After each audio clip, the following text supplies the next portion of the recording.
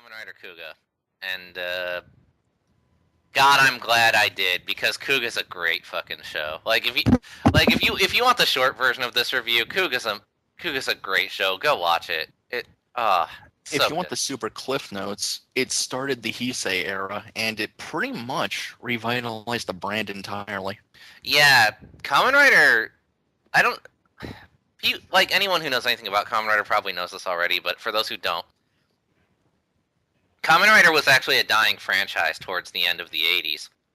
There was the standalone movies, as we said, but after those, like nothing got released. There wasn't much talking. Super Sentai was still going strong. Kamen Rider, as it seemed, was just done, especially with how the original creator named Ishiminori, I think that's how you pronounce his last name, he died, and so he wasn't writing any new shows or anything like that, right? I should note that Kuga was scripted as a send-up to that man. Yeah. So, Kuga, so then in the year 2000,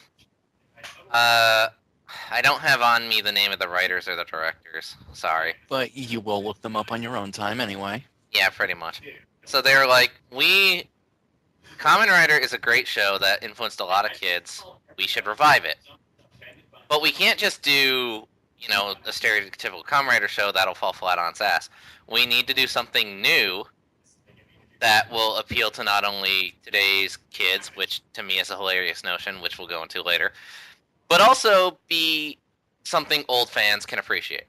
And also something to honor Ishiminori. So they created Kuga, which originally was going to just be a reboot of the franchise entirely, but it ended up being incorporated into the timeline anyway, which is weird for a lot of Well, reasons. the timeline itself got all kinds of screwy, and It did. Decade exists, so Yeah, it's fucked. So yeah, we got Kuga, and now, what is the premise of Kuga? Here we go. Nope.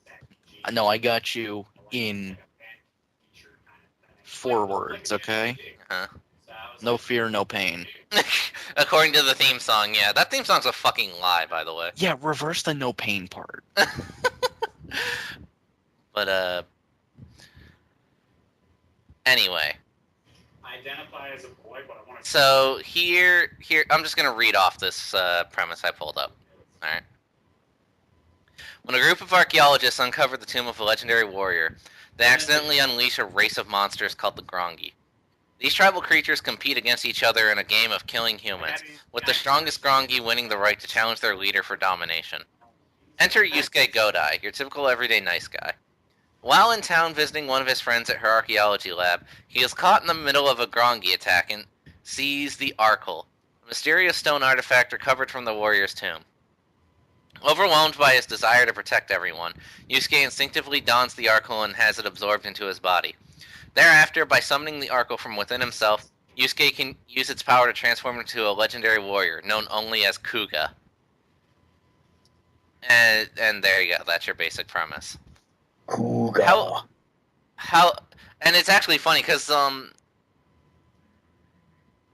I don't know how it's handled in the other Kamen Riders, because, like, in the movies, the Kamen Riders got their names via whatever gave them their power source, for the most part. Like, there was Shin Kamen Rider Prologue where it was literally the character's name was Shin, so fucking he's Shin Kamen Rider.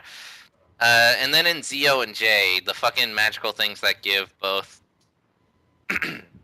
characters their Kamen Rider forms, they're like, you are now known as Kamen Rider Zio, or you are now known as Kamen Rider J, stuff like that.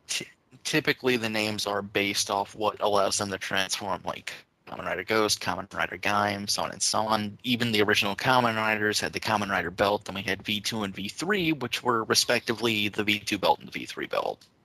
Yeah. However, here with Kuga, he when he first armors up, he's like, what the fuck? Like, because, like, remember, originally this was supposed to be a reboot, so, like, fucking nobody's even heard of a Kamen Rider at this point. And, the only reason he even gets his name is because he's fighting the very first monster, and the monster very clearly recognizes him. And he goes, Kuga! And then he, like, fucking, like, charges at him and starts kicking his ass. So, And then what's great is the ending of that fight.